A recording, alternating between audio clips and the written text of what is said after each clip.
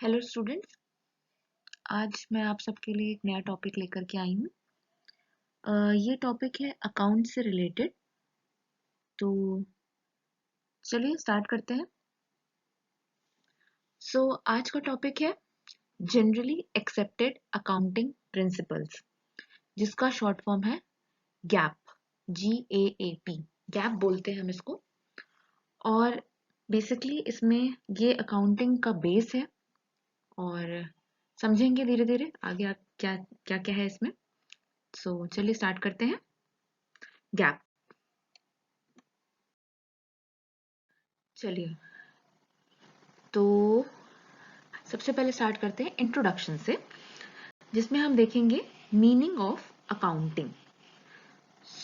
Basically जब हम एक बिजनेस स्टार्ट कर रहे हैं या कंपनी स्टार्ट कर रहे हैं, तो हमारा मेन मोटिव जो होता है वो ये होता है कि हम अपने प्रॉफिट को एनालाइज कर सके, प्रॉफिट ही बना सके ना। बिजनेस का मेन एम होता है, हमने पहले भी देखा था जब हम कॉमर्स का एक टॉपिक पढ़ रहे थे, तो हमने देखा था कि बिजनेस का जो मेन एम होता है वो होता है प्रॉफिट मेकिंग। कितना प्रॉफिट मेकिंग हो रहा है, अगर लॉस हो रहा है तो कहाँ से बेसिकली लॉस हो रहा है, इसको जानने के लिए हम अकाउंटिंग का यूज करते हैं। मीनिंग देखते हैं। मीनिंग ऑफ अकाउंटिंग क्या है? Accounting is the art of recording, classifying and summarising in a significant manner and in terms of money, transactions and events which are in part at least of a financial character and interpreting the result thereof. Basically हम क्या कर रहे हैं, accounting एक art है। किस चीज की आर्ट है? एक तरीका है जिसमें हम रिकॉर्ड करते हैं, क्लासिफाई करते हैं, समराइज करते हैं एक सिग्निफिकेंट मैनर में। किस चीज को रिकॉर्ड करेंगे, किस चीज को क्लासिफाई करेंगे, किस चीज को समराइज करेंगे? एक्चुअली हम करते हैं मनी के, जो मनी से रिलेटेड ट्रांजैक्शंस होते हैं उनको, ठीक है, जो बेसिकली फाइनेंशियल कैरेक्टर की हों।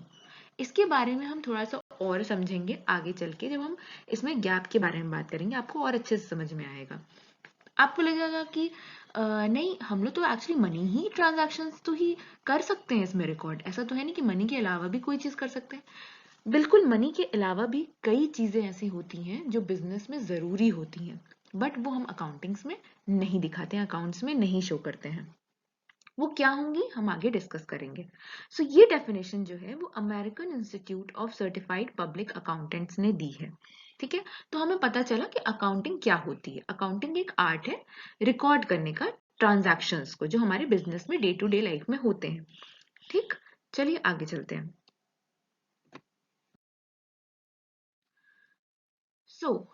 अभी देखिए, जब हम अकाउंटिंग बुक्स ऑफ अकाउंट्स बनाएंगे तो हमें बेसिकली ना कुछ प्रिंसिपल्स को ध्यान रखते हुए बनाना पड़ेगा। ऐसा नहीं है कि आप कुछ भी बना दीजिए अकाउंट्स। ठीक है, आज मेरे साथ मुझे आज मैंने ये खरीदा, मैंने कल ये बेच दिया, या मेरा आज मन किया तो मैं किसी दूसरे प्रकार से बना लेता हूँ बुक ऑफ अकाउंट्स। ऐसा नहीं होता है।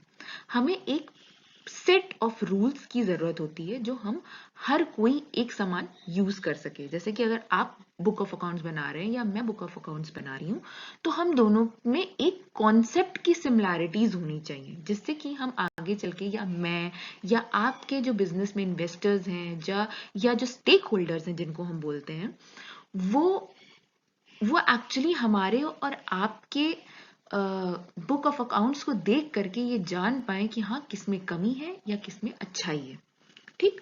बेसिकली थ्योरी जो होती है, theory base of accounting consist of principles, concepts, conventions, rules and guidelines developed over a period of time to bring uniformity. ठीक है, यूनिफॉर्मिटी बनाने के लिए हम ऐसा कर रहे हैं, प्रिंसिपल्स, गाइडलाइंस, रूल्स, कन्वेंशंस की बात कर रहे हैं, and consistency to the process of accounting in order to enhance the utility to various users of accounting information. These are usually called as generally accepted accounting principles. यही है जो हम guidelines use करते हैं, जो बिल्कुल डेवलप हुई है एक over a period of time. ऐसा नहीं है कि अचानक से ये बन के तैयार कर दी गई हैं, बहुत टाइम लगा है इसको डेवलप करने में। यही प्रिंसिपल्स जो हैं, यही गाइडलाइंस जो यही रूल्स हैं जिनके हिसाब से बुक ऑफ अकाउंट्स बनाए जाते हैं, उसको कहते हैं जनरली एक्सेप्टेड अकाउंटिंग प्रिंसिपल्स। ठीक, चलिए आगे देखते हैं। So generally accepted accounting principles जो होते हैं वो दो तरह के हो सकते हैं। ठीक है, गैप दो तरह के हो सकते हैं। एक है अकाउंटिंग कॉन्सेप्ट्स और दूसरा है अकाउंटिंग कन्वेंशंस। अकाउंटिंग कॉन्सेप्ट्स क्या होते हैं? बिल्कुल परेशान होने की जरूरत नहीं है इस बारे में। कॉन्सेप्ट बेसिकली क्या है? ये रूल्स जो है वो आपको लॉ के द्वारा दिए गए हैं, ऐसा तो करना ही करना है। ठीक, जो ये अकाउंटिंग कॉन्सेप्ट्स हैं, इन दोनों में अंतर समझिए। अकाउंटिंग कॉन्सेप्ट्स होते हैं, ये आपको लॉ ने दे रखा है कि आपको बुक ऑफ अकाउंट्स बनाते टाइम इन सबको ध्यान रखना है, ये लॉ में बना हुआ है, ये रूल्स हैं। ठीक, बट वहीं अगर हम बात करें अकाउंटिंग कन्वेंशंस की, तो बेसिकली ये एथिक्स की बात होती है। ठीक, एथिक्स की बात होती है कि जब हम बुक ऑफ अकाउंट्स बना रहे हैं, ऐसा कहीं लॉ में नहीं लिखा है, ये हमारे एथिक्स की बात है, ये हमारी सभ्यता की बात है कि भाई हम इस तरह की चीजों को ध्यान रखें। अब क्या चीजों को ध्यान रखें, अकाउंटिंग कॉन्सेप्ट्स में क्या क्या है, क्या लॉ ने दिया हुआ, लॉ में दिया गया है, ये कन्वेंशंस में क्या दिया गया है, वो हम धीरे धीरे जानेंगे। एक एक करके हम सारे पॉइंट्स को समझेंगे। जैसे कि अकाउंटिंग कॉन्सेप्ट्स में आप देख सकते हैं separate entity concept, money measurement concept, going concern concept, dual aspect concept, realisation concept, cost concept, accounting period concept, matching concept, और भी दो तीन कॉन्सेप्ट्स हैं इसमें जो हम आगे देखेंगे। अकाउंटिंग कन्वेंशंस में क्या है? Conservatism, consistency, full disclosure, materiality. So इसके बारे में हम एक एक करके जानते हैं। चलिए फिर देखते हैं एक एक करके इन सब के बारे में। सो चलिए स्टार्ट करते हैं अकाउंटिंग कॉन्सेप्ट्स और assumptions के साथ। सो पहला है business entity concept. So this concept is also known as separate entity concept. This concept states that the company is separate and distinct from its owners, creditors, managers, and the others. For this reason, the capital of the company is treated as liability, and it is because of this reason we allow interest on capital invested by the owners. The Solomon versus Solomon case is landmark judgment. So basically ये जो business entity concept है, ये पहली बार सामने आया Solomon versus Solomon case में। सो इस concept को समझने के लिए भी हम पहले इस केस को ही समझते हैं। तो हुआ क्या कि मिस्टर सोलोमन थे, इन्होंने एक बिजनेस स्टार्ट किया अपनी फैमिली के साथ। बट एक टाइम के बाद क्या हुआ कि इस कंपनी में, इस बिजनेस में लॉस होने लगा। सो सोलोमन और इनकी जो फैमिली थी, ये इनके साथ बिजनेस स्टार्ट किया गया था। बट जो इसमें क्रेडिटर्स थे, मैनेजर्स थे, आप समझ सकते हैं, जो और लोग थे, उन्होंने कहना स्टार्ट कर दिया कि ये जो मिस्टर सोलोमन है और इनकी फैमिली है, इन्होंने जानबूझकर लॉस क्रिएट किया है। ठीक, और अब जो लॉस है उसका जो हर्जाना है, मतलब जो लॉस है, वो भी ये अब सोलोमन और इनके फैमिली ही भरेगी। बट नहीं, केस में जजमेंट सामने आया कि नहीं, बिजनेस या एक कंपनी और ओनर दोनों अलग हैं, दोनों सेपरेट हैं एक दूसरे से। इसी वजह से आप देखेंगे कि जब आप बैलेंस शीट बनाते हैं तो आप देखेंगे कि कैपिटल जो होता है, जो इन्वेस्ट किया जाता है ओनर के द्वारा, हम इस कैपिटल के बारे में प्रीवियस वीडियोस में भी देख चुके हैं, आप जाके देख सकते हैं। सो जो कैपिटल इन्वेस्ट किया गया है ओनर के द्वारा, वो लाइबिलिटी साइड आता है। अगर ये कंपनी और ओनर अलग नहीं होते तो ये हमारा एसेट बनता, राइट? और आप देखेंगे कि ये जो इंटरेस्ट हम कैपिटल पे देते हैं वो भी हम लाइबिलिटी की साइड शो करते हैं, और हम एक्चुअली कैपिटल पे इंटरेस्ट भी दे रहे हैं। इसी वजह से, क्योंकि अगर हम ये बोलें कि कंपनी और ओनर सेम है तो कंपनी का ही है वो सब कुछ, तो उसमें इंटरेस्ट या कैपिटल उसमें बनाने की कोई जरूरत नहीं है, बट हम ऐसा कर रहे हैं। सो इससे हमें ये पता चलता है कि क्या, कि ओनर और जो कंपनी है वो दो अलग सेपरेट एंटिटी है। ठीक, अब आते हैं हम अपने दूसरे पॉइंट पर, money measurement concept. Only those transactions are recorded in the books of accounts which can be expressed in terms of money. ठीक, अब आपको समझ में आ रहा होगा कि जो हम पहले बात कर रहे थे कि हम मॉनेटरी ही वैल्यूज को हम बुक्स ऑफ अकाउंट्स में शो करते हैं, राइट। सो सो आप देखेंगे कि जैसे for example accounting does not record a quarrel between the production manager and sales manager.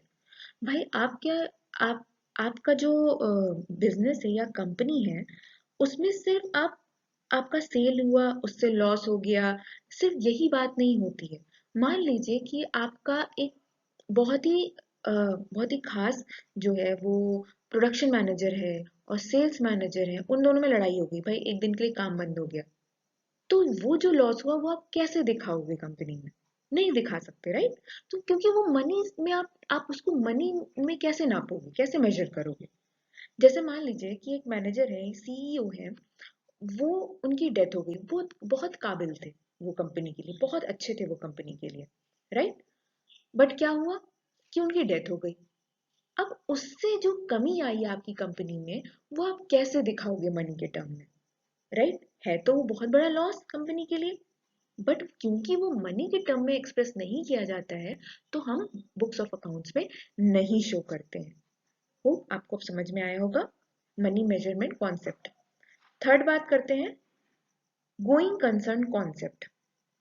It is assumed that business will continue to exist for a long period in future.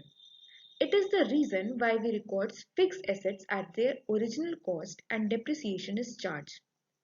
Prepaid expenses which have no realizable value are shown as assets in balance sheet. Without this concept, the classification of current and fixed assets and short and long-term liabilities cannot be made. Right. तो हम सबसे पहले तो ये मान के चलते हैं कि भाई जो हमारा कंपनी चल रही है वो बहुत लंबे समय तक चलेगी। ऐसा नहीं है कि वो 1 साल के लिए हम चला रहे हैं या 2 साल के लिए हम चला रहे हैं, या ओनर की डेथ हो गई तो वो खत्म हो जाएगी, या बिजनेस को टेक ओवर कर लिया गया तो वो खत्म हो गई। ऐसा नहीं है।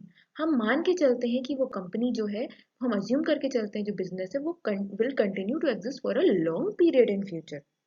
इसी वजह से जब हम बैलेंस शीट बनाते हैं तो फिक्स एसेट की वैल्यू को हम ओरिजिनल कॉस्ट पे दिखाते हैं, ठीक। और हम हर साल कुछ परसेंटेज का डेप्रिसिएशन चार्ज करते रहते हैं। इसी तरह प्रीपेड एक्सपेंसेस, जिसकी अभी अभी रिलाइजेबल वैल्यू नहीं है, अभी हमें नहीं पता कि होगी कि नहीं होगी रिलाइजेबल वैल्यू, बट हम एसेट में शो करते हैं, ठीक है।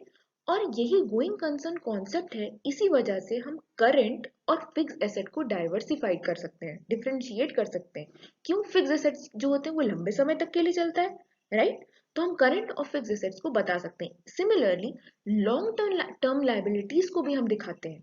क्यों? क्योंकि हमारा बिजनेस बहुत लंबे टाइम तक चलेगा। फोर्थ पे आते हैं, accounting period concept. The users of financial statement need to know the result of the business at frequent intervals. 12-month period is generally adopted for this purpose. Financial year begins on 1st April and ends on 31st March. So basically अभी आपने देखा कि जो business होता है वो लंबे समय तक चलता है, बिल्कुल सही बात है। बट अगर हमको जो स्टेक होल्डर्स हैं बिजनेस में, भाई उनको तो चाहिए कि हमें आप बताते चलिए कि आपकी कंपनी में लॉस हो रहा है कि नहीं हो रहा है, प्रॉफिट हो रहा है कि नहीं हो रहा है, क्या चल रहा है आपकी कंपनी में। हम पूरी जिंदगी तक तो वेट नहीं कर सकते, ठीक। सो इसके लिए ये बनाया गया कि 12 मंथ पीरियड को हम जनरली अडॉप्ट करते हैं। तो जो हमारा फाइनेंशियल ईयर होता है वो 1 अप्रैल से, और जैसे मान लीजिए इस साल का जो फाइनेंशियल ईयर स्टार्ट होगा वो 1 अप्रैल 2024 से लेकर 31 मार्च 2025 तक चलेगा, ठीक। तो 12 मंथ का पीरियड होता है, और इसके बाद हम देखते हैं कि भाई हमारी कंपनी में क्या हुआ, लॉस हुआ, प्रॉफिट हुआ, कहाँ कमी रह गई, क्या हम कर सकते हैं, ठीक। तो हम ये देखते हैं, बट हम कॉन्सेप्ट ये लगा के चलते हैं भाई वो लॉन्गर पीरियड के लिए ही चलेगा, ठीक। फिफ्थ पॉइंट पे आते हैं, कॉस्ट कॉन्सेप्ट और historical cost concept. According to this concept, an asset is ordinarily recorded on the books of account at the price at which it was acquired. The cost becomes the basis of all accounting. So it is basis. तो basically cost concept में हम यही बताते हैं कि भाई जो assets होते हैं उनको हम जिस प्राइस पे हमने उसको एक्वायर किया है, मतलब जो कॉस्ट है उस पर ही हम फिर उसको मेंशन करेंगे बुक्स ऑफ अकाउंट्स में, ठीक है। तो कॉस्ट कॉन्सेप्ट यही बताता है। चलिए नेक्स्ट देखते हैं। सिक्स्थ क्या है? Dual aspect concept. पूरा बुक्स ऑफ अकाउंट्स हमारा इसी पे बेस्ड है। Every transaction affects at least two accounts. If one is debited other must be credited. भाई डुअल एस्पेक्ट कॉन्सेप्ट है हमारा अकाउंट्स का। If one is debited other must be credited. इसका देखिए क्या फॉर्मूला क्या है? Assets is equal to liabilities plus capital. Basically अगर मैं आपको शॉर्ट में समझाऊं, मान लीजिए कि आपने एक कंपनी स्टार्ट करी है, ठीक? आपने उसमें 50,000 रुपीज लगाए, राइट? आपका जो कैपिटल था वो 50,000 था। साथ ही साथ आपने मार्केट से 50,000 और उठाए, ठीक? या इन्वेस्टर्स आपके और आए। सो कैपिटल और लाइबिलिटीज मिला करके 50,000 मिला करके आपके पास बन गया 1 लाख रुपीज। अब आप ये 1 लाख रुपीज को ही आप इन्वेस्ट कर सकते हो एसेट खरीदने में, राइट? इससे ज्यादा तो आप नहीं ले पाओगे ना। सो आपको पता है कि जितना आप बिजनेस में ला रहे हो उतना ही भाई आप निकाल सकते हो। This is a concept of dual aspect. If one is debited, other must be credited. ठीक? जितने का आपने उस बिजनेस में लगाया है भाई, आप उतने का ही एसेट परचेज कर सकते हो, इससे ज्यादा नहीं कर सकते हो। ठीक? So asset should be equal to the liabilities plus capital. ठीक? बहुत बेसिक सी बात है ये। 7 पॉइंट पे आते हैं, revenue recognition concept. Revenue is deemed to be realized when the title or the ownership of the goods has been transferred to the purchaser. However, revenue in case of income such as rent, interest, commission is recognized on time basis. So basically इसमें क्या है कि जब आपका ownership, आपने title ownership, मतलब जैसे मान लीजिए कि आप एक प्रोडक्ट बेच रहे हैं, ठीक? अब आपने मान लेते हैं एक जमीन है जो आपने बेचा। जब आपने ओनरशिप इसकी ट्रांसफर कर दी, आपको पैसा मिला नहीं मिला इससे मतलब नहीं, जिस दिन आपने ओनरशिप को ट्रांसफर किया उस गुड्स के, आप उस दिन वो रेवेन्यू उस जगह पे मेंशन कर दोगे बिजनेस बुक्स ऑफ अकाउंट्स में। बट अगर हम बात करें रेंट की, इंटरेस्ट की, कमीशन की, ये भी हमारे बिजनेस के लिए रेवेन्यू ही है। ये टाइम बेसिस पे होता है, जब जब वो मिलेगा तब हम रेवेन्यू में शो कर देंगे। ठीक? अब हम बात करते हैं eighth, matching concept. First revenue should be recognised and then cost incurred for generating that revenue should be recognised. पहले हम रेवेन्यू की बात करेंगे, भाई हमको 20,000 रुपए मिलने थे तो हम 20,000 रुपए की पहली बात करेंगे। उसके बाद उस 20,000 को निकलवाने में हमें क्या क्या कॉस्ट लगी। जैसे हो सकता है कि भाई अगर हम थोड़ा सा मजाकिया तौर पे इसको लें, मान लेते हैं कि एक आप 20,000 रुपये आपके कहीं फंसे हुए थे और वो निकल नहीं रहे हैं, तो आपने कहा भाई 10,000 रुपये आपने किसी और को भी दिए कि भाई मेरा ये 20,000 रुपये निकलवाइए किसी तरह। एक्चुअल तो आपके 30,000 रुपये लग गए। मतलब एक्चुअली तो आपके 10,000 रुपये एक्स्ट्रा, 30,000 नहीं, 10,000 रुपये एक्स्ट्रा लग गए। बट आप पहले रेवेन्यू को रिकॉग्नाइज करेंगे फिर उस कॉस्ट को रिकॉग्नाइज करेंगे। ठीक? जब हम लोग बैलेंस शीट बनाएंगे या जब हम क्वेश्चन सॉल्व करेंगे तो ये बातें और आप लोग को अच्छे समझ में आएंगी। 9th पे आते हैं, accrual concept. Revenue is recorded when sales are made or services are rendered, and it is immaterial whether cash is received or not. सीधी सी बात है भाई, हम रेवेन्यू को दिखाएंगे पहले जब सेल हो रही होगी या सर्विस हम रेंडर कर रहे होंगे। Immaterial whether cash is received और नॉट, भाई हमको पैसा मिला नहीं मिला हम रेवेन्यू बता देंगे कि भाई मेरी सेल जनरेट हुई है। Similarly, expenses are recorded in which they assist in earning the revenue whether cash is paid for them or not. ठीक? 10 पे बात करते हैं objectivity concept. Transaction should be recorded in an objective manner free from the personal biases of either management or the accountant who prepares the accounts. सीधी सी बात है भाई, आपको ऑब्जेक्टिव आपका ध्यान में रखना होगा, आपको कोई अपने पर्सनल बायसेस को नहीं लेकर के आना है। ठीक? चलिए, तो इतने थे हमारे अकाउंटिंग कॉन्सेप्ट्स और एजम्पशंस। चलिए अब बात करते हैं अकाउंटिंग कन्वेंशंस की। अकाउंटिंग कन्वेंशंस क्या है? एथिक्स है। पहला क्या है? Convention of full disclosure. It requires that all significant information relating to economic affairs of the enterprise should be completely disclosed. Example, contingent liabilities, provision for bad and doubtful debts. So basically भाई, convention of full disclosure क्या है कि आपका ये कर्तव्य है कि आपको जो भी इकोनॉमिक अफेयर से रिलेटेड है बिजनेस के, वो आपको कंप्लीटली डिस्क्लोज करना है। जैसे कि पता नहीं आगे चल के हमको ये डेट मिलेगा कि नहीं मिलेगा, बैड एंड डाउटफुल डेट्स, पता नहीं मिलेगा कि नहीं मिलेगा, ये जो डेट्स हैं वो मिलेंगे कि नहीं मिलेंगे, हमें आइडिया ही नहीं है। जब हम बैलेंस शीट बनाते हैं तो हमारे पास ये कंटेंजेंट लाइबिलिटीज का एक कॉलम होता है। ये हम बताते हैं, इंफॉर्मेशन देते हैं कि हो सकता है भाई कि इतनी मेरे में ये लॉस हो जाए, ये डाउटफुल डेट्स है। ठीक, ये हमारा फुल डिस्क्लोजर की बात हम कर रहे हैं। दूसरा क्या है, convention of consistency. This states that accounting principles and methods should remain consistent from one year to another. For example, a firm should choose any one of the method of calculating depreciation, straight line method, written down value method, or any other method. So basically आप consistency बना के रखिए। ऐसा नहीं है कि आप आज आपने एक डेप्रिसिएशन को कैलकुलेट करने के लिए स्ट्रेट लाइन मेथड का यूज किया, अगले साल आप रिटन डाउन वैल्यू मेथड का यूज कर रहे हो, थर्ड बार आप किसी और मेथड का यूज कर रहे हो। ऐसा नहीं होना चाहिए। आप एक तरह से काम करते चलो। आप जिस मेथड से बुक ऑफ अकाउंट्स बना रहे हो, जिस प्रिंसिपल को फॉलो करके बना रहे हो, आप साल दर साल वही अपनाते रहो। थर्ड क्या है, कन्वेंशन ऑफ कंजर्वेटिज्म और prudence. All the anticipated losses should be recorded in the books of accounts, but all anticipated or unrealized gains should be ignored. For example, closing value is valued at cost price or realizable value, whichever is less. हम क्या करते हैं, जो anticipated losses हैं उस पे हम पहले ध्यान देते हैं। ऐसा नहीं, क्लोजिंग वैल्यू हमें पता है कि कॉस्ट प्राइस पे हमको दिखानी है या तो फिर रियलाइजेबल वैल्यू पे दिखानी है कि भाई इतने पे शायद बिक सकती है। जो भी इन दोनों में कम होगा, जो उसकी कॉस्ट प्राइस है या रियलाइजेबल वैल्यू, भाई लॉस ही तो है एक तरह का। अगर मान लीजिए कि क्लोजिंग जो आपकी क्लोजिंग स्टॉक है, सॉरी हाँ, क्लोजिंग स्टॉक है आपका, मान लीजिए वो 10,000 का आपके पास पड़ा हुआ है, बट आपको लग रहा है कि नहीं नहीं ये तो मेरा शायद हो सकता है 10,000 में बिके। तो आप क्या करोगे, आप उसको 20,000 में नहीं शो करोगे, आप 10,000 में शो करोगे। क्यों? क्योंकि वो लॉस है।